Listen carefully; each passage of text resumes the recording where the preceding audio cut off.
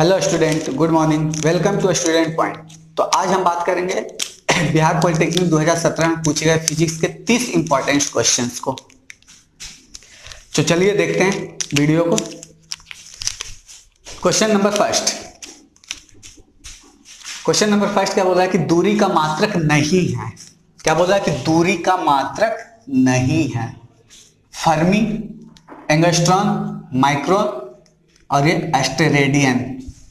ठीक है, तो कौन सा दूरी का मात्रक नहीं है?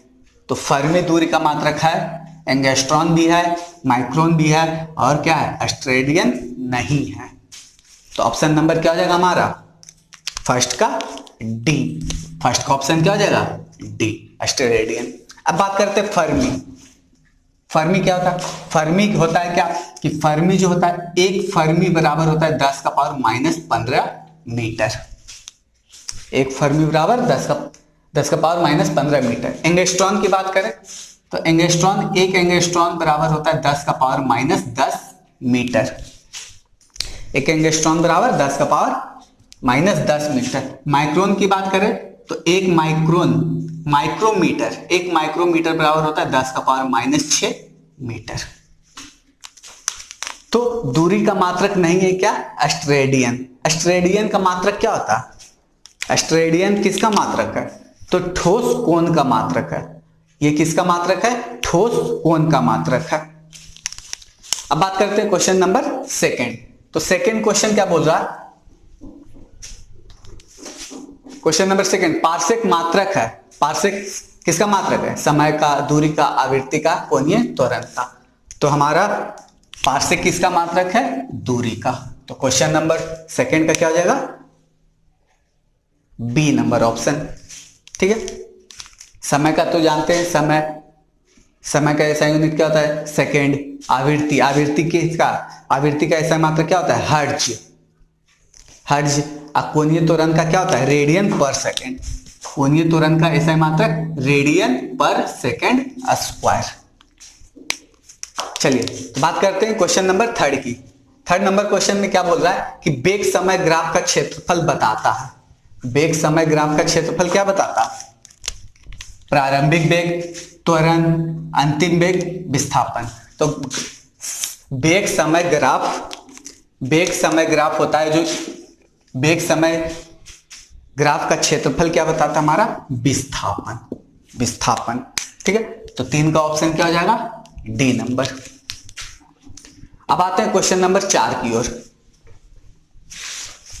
क्वेश्चन नंबर 4 क्या बोल रहा है कि सदिश राशि है।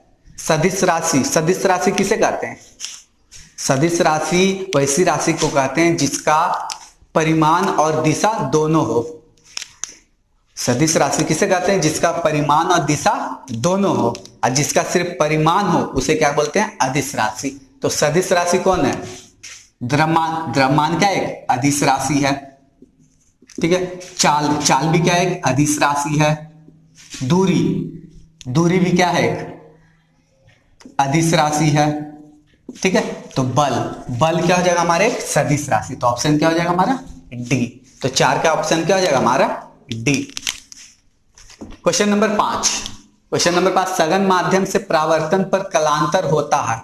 तो याद रखिएगा, सघन माध्यम से जब परावर्तन होता है, सघन माध्यम से जब परावर्तन होता है तो उसका कलांतर क्या होता है? हमारा पाई। क्या होता है? पाई। तो हमारा 5 का ऑप्शन क्या हो जाएगा? सी नंबर। 5 का क्या हो जाएगा? सी नंबर। क्वेश्चन नंबर 6 क्या है? न्यूमेरिकल पार्ट है।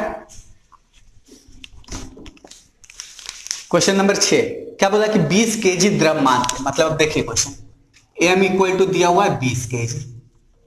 ब्लॉक पर 2 मीटर की दूरी, मतलब s इक्वल टू कितना दिया हुआ है?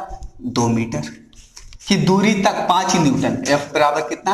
5 न्यूटन का बल लगाया जाता है तो ब्लॉक की गतिज ऊर्जा, मतलब काइनेटिक एनर्जी, गतिज ऊर्जा हम जानते हैं mv²। ये हमारा क्या होता है? निकालना है।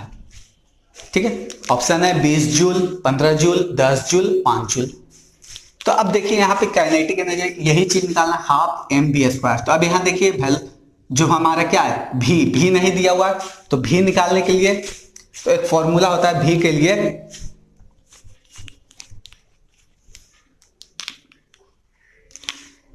भी बराबर क्या होता है √2as, √2as। अब हमको यहाँ s तो दिया हुआ, a नहीं दिया हुआ है, a नहीं दिया हुआ, मास दिया हुआ, द्रव्यमान दिया हुआ है, और क्या दिया हुआ है, बल दिया हुआ, फोर्स दिया हुआ है। तो हम जानते हैं F = m × a, बल बराबर द्रव्यमान गुना त्वरण, F = m में। तो F दिया हुआ है 5, मास दिया हुआ है 20 a, तो यहां से a निकालेंगे तो 5 × 20 मतलब a बराबर कितना हो गया 1/4। अब वैल्यू यहाँ क्या करना है, पुट कर देंगे। तो v बराबर कितना 2, a का मान 1/4, s दिया हुआ है 2, तो 2 दूनी 4 हो गया। तो v बराबर कितना आ गया हमारा √1 मतलब 1, v का मान 1 निकल गया। अब वैल्यू यहाँ पुट कर देते हैं। हाफ द्रव्यमान कितना है 20 kg और 1, भी कितना 1, तो 1 का स्क्वायर 1, 10 बार में कट गया, तो कितना आ गया हमारा 10 जूल। तो ऑप्शन नंबर क्या हो गया हमारा 6 का ऑप्शन क्या हो गया सी नंबर ऑप्शन। अब बात करते क्वेश्चन नंबर 7 की। क्वेश्चन नंबर 7 में क्या बोला है, आवेश प्रवाह की दर को कहते हैं। तो आवेश प्रवाह की दर को क्या कहते हैं हम, विद्युत धारा। आवेश प्रवाह की दर को क्या कहते हैं, विद्युत धारा। विद्युत धारा का एसआई मात्रक क्या होता है, इसका एसआई मात्रक क्या होता है एम्पियर, जिसको हम ए से डिनोट करते हैं। ठीक है, याद रखिएगा। क्वेश्चन नंबर 8, पृथ्वी पर वायुमंडल होने का कारण क्या है। पृथ्वी पर वायुमंडल किसके कारण होता है, तो ये क्या होता है गुरुत्व के कारण। पृथ्वी पर जो वायुमंडल किसके कारण होता है, गुरुत्व के कारण। तो हमारा 8 का क्या हो जाएगा option number A. Option number A, पृथ्वी पर वायुमंडल का कारण क्या है गुरुत्व। तो ऑप्शन नंबर क्या हो जाएगा हमारा 8 का ए।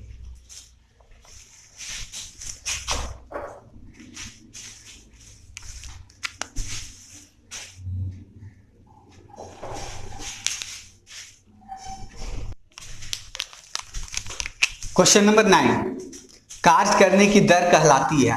कार्य करने की दर को क्या कहते हैं, शक्ति। कार्य करने की दर को शक्ति। तो ऑप्शन क्या हो जाएगा 9 का बी।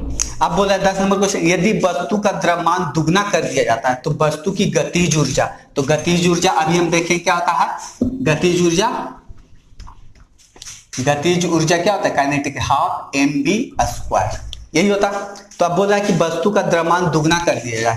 तो वस्तु का द्रव्यमान पहले m था, अब 2 गुना, तो 2m I × v²। तो 2 को इधर ले आए तो हाफ क्या बच गया mv²।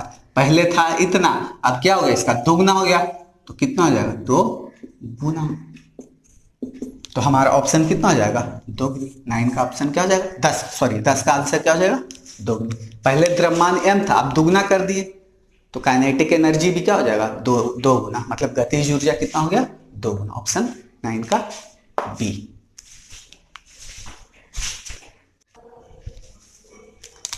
क्वेश्चन नंबर 11 में क्या बोल रहा है कि एक गतिमान न्यूट्रॉन स्थिर अल्फा कण से टकराता है तो न्यूट्रॉन की गतिज ऊर्जा में हानि का भिन्नात्मक रूप होगा। ठीक है, ऑप्शन ए है 16/25, 9/25, 3/5, 2/5। तो ऑप्शन हमारा क्या हो जाएगा 11 का ए नंबर ऑप्शन। ठीक है, क्वेश्चन नंबर 12, एक प्रतिरोध पर 10 वोल्ट, मतलब भी दिया हुआ 10 वोल्ट।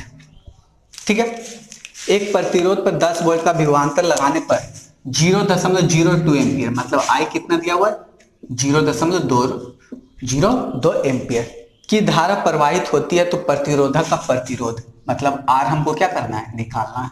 तो हम एक फॉर्मूला ओम के नियम से जानते हैं क्या, V = IR, जानते हैं V = IR। तो भी हमारा दिया हुआ है 10 वोल्ट, आई तो दिया हुआ है 0.02 इंटू आर निकालना है। तो अब आर निकालेंगे, पॉइंट हटाएं 00, तो 5 से कट गया, ये इधर आया तो आर बराबर कितना हो गया 100 × 5 500। तो हमारा ऑप्शन क्या हो जाएगा 12 का क्या हो जाएगा डी। तो याद रखिएगा, ये आपके क्वेश्चन पूछा गया कि ओम का नियम क्या होता है, V = IR। आएगा आगे question. Question number 13, question number 13, किस कारण बांध को नीचे से चौड़ा बनाया जाता है। तो किस कारण बांध को नीचे से चौड़ा बनाया जाता है। गहराई के साथ जल की मात्रा बढ़ती है। सेकंड, गहराई के साथ जल का घनत्व बढ़ता है। थर्ड नंबर क्वेश्चन, गहराई के साथ जल का दाब बढ़ता है। गहराई के साथ जल का ताप बढ़ता है। तो जो नीचे हमारा बांध होता है, जब हम पुल बनाते हैं ऐसे, तो ये चौड़ा बनाया जाता है। क्यों बनाया जाता है? तो क्यों बनाया जाता है कि उसका जो दाब है वो क्या हो, बढ़ता है। ठीक है, दाब क्या होता है, बढ़ता है। तो 13 का ऑप्शन हमारा क्या हो जाएगा, सी। ऐसा क्यों होता है कि हम जानते हैं एक फॉर्मूला P = F/A। अगर ज्यादा एरिया है, एरिया क्या है, ज्यादा है, तो प्रेशर क्या होगा हमारा, कम लगेगा। अगर एरिया ज्यादा है तो प्रेशर कम लगेगा। तो अब देखिए, दाब बढ़ता मतलब जल चौड़ा बनाया जाता है। जब एरिया हमारा क्या होगा, ज्यादा चौड़ा होगा, तो प्रेशर क्या होगा, कम लगेगा। इसीलिए क्या होता है, हमारा जल का दाब क्या होता है, बढ़ता है। तो ऑप्शन क्या हो जाएगा 13 का सी नंबर। अब बात करते हैं क्वेश्चन नंबर 14 की। 14 नंबर क्वेश्चन क्या बोल रहा,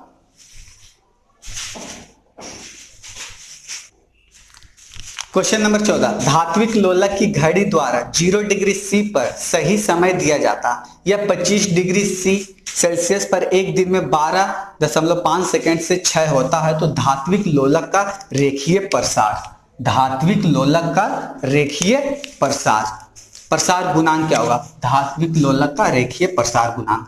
तो क्या होता है रेखीय प्रसार गुणांक, अल्फा = डेल टी बटा डेल क्या होता है, टी। टेम्परेचर है तो टी इंटू क्या होता है 86442 होता है यहाँ पे। ठीक है, मतलब धात्विक लोलक का रेखीय प्रसार गुणांक alpha = 2 × del T upon del T. ये क्या है, ये समय है, ये क्या है टेम्परेचर मतलब ताप है, इंटू 86400। तो देखिए रखिए वैल्यू, तो 2 गुना डेल टी कितना होगा, समय हमारा कितना दिया हुआ है 12.5 बटा डेल टी मतलब कितना पर हो रहा है, 0 से कहां जा रहा है, 0 से 25 डिग्री सी से 25 - 0 कर दिया तो कितना 25 गुना 864। ठीक है, ये पॉइंट हटाए तो गुना 10 बचे 25, अब 5 दूनी 10, तो 10 से ये कैंसिल हो गया, तो कितना गया 1/86440 पर डिग्री सेल्सियस। तो हमारा 14 का आंसर क्या हो गया, हमारा ए नंबर। ठीक है, तो ये हमारा क्या था फॉर्मूला, इसे याद रखिएगा क्या, कि रेखीय प्रसार गुणांक, धात्विक लोलक का रेखीय प्रसार गुणांक 2 × डेल टी, ये क्या है समय है, जबकि ये डेल टी क्या है तापमान है। ठीक है, 14 नंबर। अब आते हैं क्वेश्चन नंबर 15 की। चलिए तो आते हैं क्वेश्चन नंबर 15। यदि प्रिज्म का प्रिज्म कोण ए दिया हुआ है, ठीक है, ए बराबर दिया हुआ है 60, न्यूनतम विचलन कोण डीएम दिया हुआ है कितना 30 डिग्री। तो हमारा क्या निकालना, प्रिज्म का अपवर्तनांक, अपवर्तनांक को म्यू से या एन से डिनोट करते ये निकालना है। तो जब ए और डीएम दिया हुआ है तो हमारा एक फॉर्मूला म्यू बराबर क्या होता है, साइन ए प्लस DM/2 बटा क्या होता है साइन ए प्लस DM/2 और साइन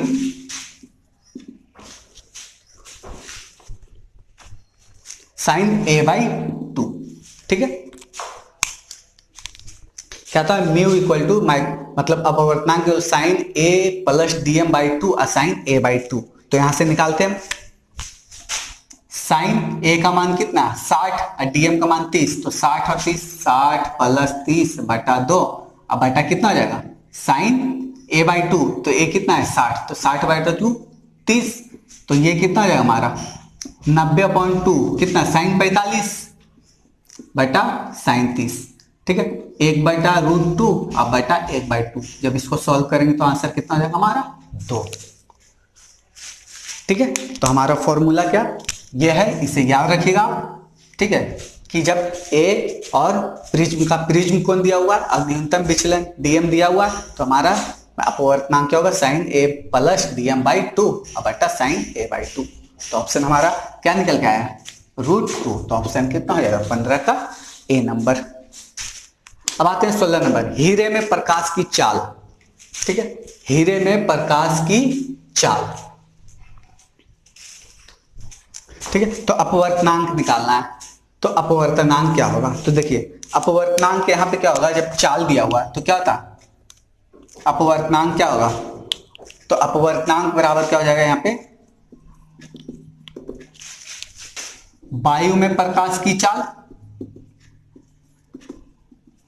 बटा हीरे में प्रकाश की चाल। ठीक है, तो वायु में प्रकाश की चाल हमारा कितना होता है, आप जानते होंगे कि वायु में जब प्रकाश की चाल कितना होता है, 3 गुना 10⁸ मीटर पर सेकेंड, यही होता। अब यहां पे हमारा क्वेश्चन दिया हुआ है क्या, कि 121 किलोमीटर पर 121,000 किलोमीटर पर सेकेंड, जब इसको हम क्या करेंगे मीटर पर सेकेंड में बदलेंगे, मीटर पर सेकेंड में तो कितना हो जाएगा, 121 गुना 10⁶, ये 3 जीरो, 1 किलोमीटर बराबर 1000 मीटर, तो वहां पे भी 3, यहाँ 3 3 3 6, तो कितना हो जाएगा 121 गुना 10⁶। ठीक है, तो जब इसे हम सॉल्व करेंगे तो हमारा आंसर कितना आएगा, 2.8, तो हमारा क्या हो जाएगा।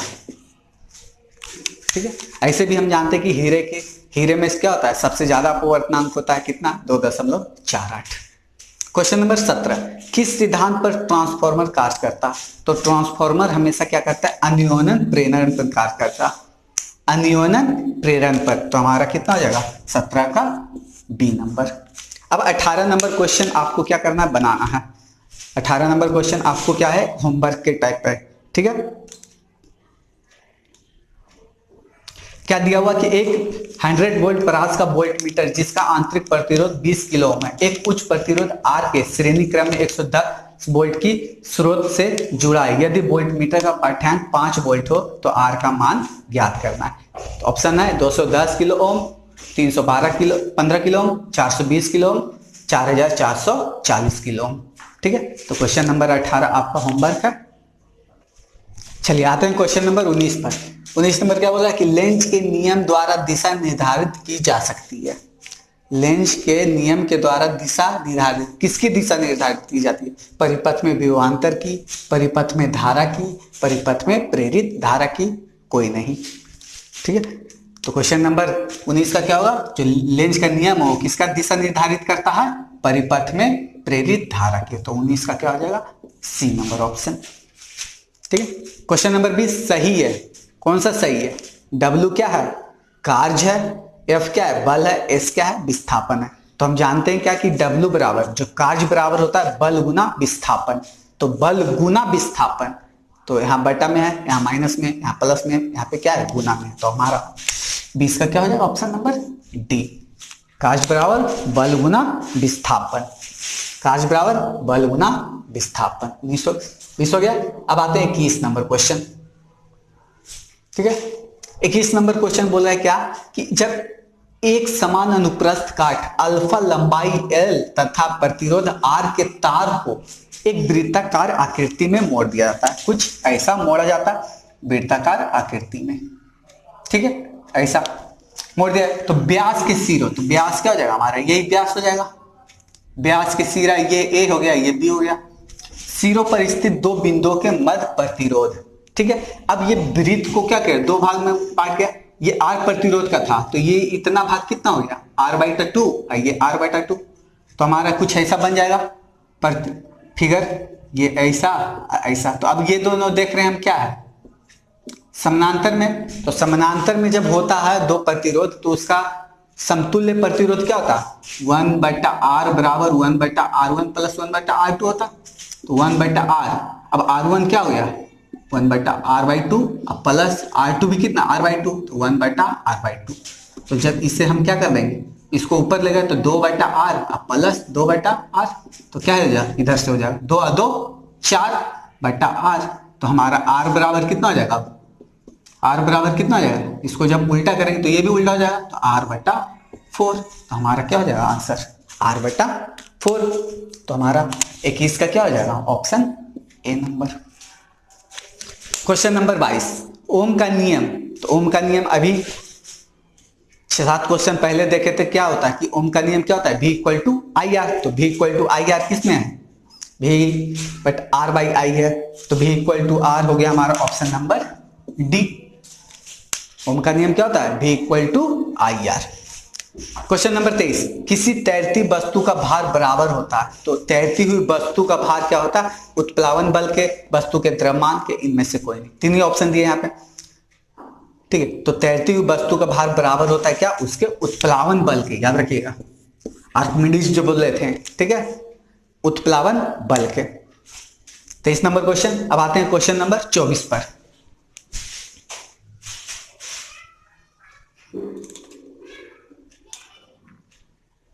क्वेश्चन नंबर 24 में क्या बोला है कि चित्र में दिखाई गई व्यवस्था में धारा में ए से बी की ओर वृद्धि हो रही है। व्यवस्था में धारा में क्या होता है? ए से बी की ओर वृद्धि हो रही है, बढ़ती जा रही है। तो लूप में प्रेरित धारा होगी दक्षिणावर्त, वामावर्त, शून्य और इनमें से कोई नहीं। तो 24 का आंसर क्या हो जाएगा हमारा? 24 का आंसर क्या होगा हमारा? ठीक है। तो जब क्या होता है कि जब ए से बी की ओर बढ़ रही है तो इसमें जो प्रेरित धारा होगा वो क्या हो जाएगा? दक्षिणावर्त दिशा में। तो हमारा 24 का क्या होगा? D number. 25 नंबर क्वेश्चन बोला है कि किस रंग की न्यूनतम प्रकीर्णन होती है। तो किस रंग की न्यूनतम प्रकीर्णन होती है? आपको पता होगा किस रंग की न्यूनतम प्रकीर्णन होती है? तो लाल रंग की न्यूनतम प्रकीर्णन होती है। तो सबसे अधिक किसकी होती है? तो सबसे अधिक किसकी होती है? बैगनी की होती है, ठीक है। तो सबसे न्यूनतम बोला है तो क्या हो जाएगा हमारा? 25 का डी।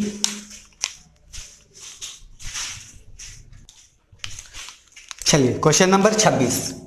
क्वेश्चन नंबर 26 क्या बोला है कि एक चालक है जिसका प्रतिरोध 200 ओम है। इसमें विद्युत विभव कितना? 400 वोल्ट का विद्युत विभव प्रवाहित हो रहा है। तो कितने समय में? 1 सेकेंड में। तो इलेक्ट्रॉन्स की संख्या ज्ञात करना है, ठीक है। इलेक्ट्रॉन की संख्या ज्ञात करना है, मतलब n ज्ञात करना है। तो n ज्ञात करना है तो हम एक इलेक्ट्रॉन की संख्या निकालेंगे, Q इक्वल टू NE जानते हैं, ठीक है। और ये जो इलेक्ट्रॉन्स की जो कितना होता है? 1.6 गुना 10 का पावर -19 कूलम होता है, ये आप जानते हैं, ठीक है। तो चलिए सबसे पहले क्या करते हैं? अब Q बराबर क्या होता है? Q का जो वैल्यू होता है क्या होता है? I into T. Q बराबर क्या होता है? I इंटू टी बराबर N। तो अब टाइम दिया हुआ 1 सेकेंड, I निकालते हैं। सबसे पहले क्या करते हैं? I करते हैं। तो V बराबर क्या जानते हैं? I R। V बराबर जानते हैं I R। तो V का मान दिया हुआ है 400, I और ये दिया हुआ है 200। तो 2 से 2 बार में कट गया तो यहाँ से I बराबर कितना निकल गया? 2 एम्पियर। अब I का वैल्यू यहाँ रखते हैं 2 गुना टाइम दिया हुआ 1 बराबर n, तो हमको निकालना है। ये संख्या दिया हुआ 1.6 गुना 10 का पावर -19 कूलम। जब यहाँ से ये निकालेंगे n का वैल्यू, जब हम यहाँ फाइंड करेंगे तो क्या आता है? 1.25 और गुना कितना आएगा? ऑप्शन नंबर ये आ जाएगा हमारा 10 का पावर 19, ठीक है। तो हमारा आंसर क्या हो जाएगा? इलेक्ट्रॉन की संख्या क्या हो जाएगा? 1.25 गुना 10 का पावर 19, ठीक है। अब 27 नंबर क्वेश्चन क्या बोला है कि परम शून्य ताप पर अर्धचालक व्यवहार करता है। तो परम शून्य ताप पर अर्धचालक क्या करता है? एक अचालक की तरह व्यवहार करता है, ठीक है। तो ऑप्शन 27 का क्या हो गया? अचालक हो गया, ऑप्शन नंबर ए। तो अब देखिए बात किए थे, एक क्वेश्चन आया था 2018 के पेपर में जब आया था, ठीक है, कि परम शून्य ताप क्या होता है, परम शून्य ताप कितना होता है, ठीक है। तो बाय मिस्टेक वहां से क्या हो गया था, मैंने ऑप्शन में गलती कर दिया था, ठीक है। तो वहां से क्या होता है कि परम शून्य ताप -273 डिग्री सेल्सियस या 0 केल्विन कहते हैं, ठीक है। तो वहां पे ऑप्शन मैंने डी कर दिया था, ठीक है। तो उसको सुधार लीजिए, ऑप्शन क्या हो जाएगा हमारा? बी नंबर, सॉरी बी होगा वहां पे ऑप्शन। 2018 के पेपर में पूछा गया था ये कि परम शून्य ताप कितना होता है?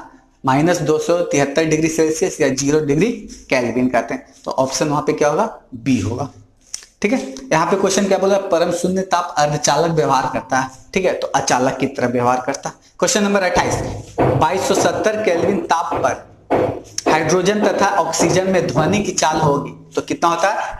4:1 होता है। 28 का कितना हो जाएगा हमारा? ऑप्शन ए नंबर, ठीक है। 28 का क्या हो जाएगा? ए नंबर। 29 नंबर क्या बोला है? लंबाई क्षेत्रफल आयतन प्रसार गुणांक में संबंध है, ठीक है। तो लंबाई, क्षेत्रफल, आयतन, प्रसार में गुणांक में क्या संबंध है? Beta equal to 3 alpha, gamma equal to 6 alpha. B number है beta equal to 3/2 alpha, gamma equal to 6/3 alpha. C equal to beta equal to 3 alpha, gamma equal to 4 alpha. D number है beta equal to 2 alpha, gamma equal to 3 alpha. तो बताइए option क्या हो जाएगा हमारा? 29 का क्या होगा? तो 29 का क्या हो जाएगा हमारा? D number, sorry D number option होगा। अब आते हैं question number 30, last number question है। टाइम दिया हुआ, समय दिया हुआ कि 5 मिनट और आवेश, कितना आवेश फ्लो कर रहा है उसमें, कितना आवेश है? 19 कूलम्ब है। तो हमको आई निकालना है, आई निकालना है। 30 number question, 30 number question I निकालना है। तो क्या अभी हम आई इक्वल टू जानते हैं क्या? Q by T. तो Q हमारा 90 और T का मान कितना है? 5। अब 5 क्या दिया हुआ है? मिनट में, सेकंड में बदलेंगे तो 60 से गुना, ठीक है। 1 0 से 1 0 तो कितना हो जाएगा? 9/30। तो 9/30 मतलब क्या हो जाएगा? 0.3 एम्पियर। तो हमारा ऑप्शन क्या हो जाएगा? 30 का सी, ठीक है। तो ये थे हमारे 2017 में पूछे गए बिहार पॉलिटेक्निक के फिजिक्स के 30 इंपॉर्टेंट क्वेश्चन, ठीक है। तो यदि आपको वीडियो अच्छा लगे तो लाइक करें।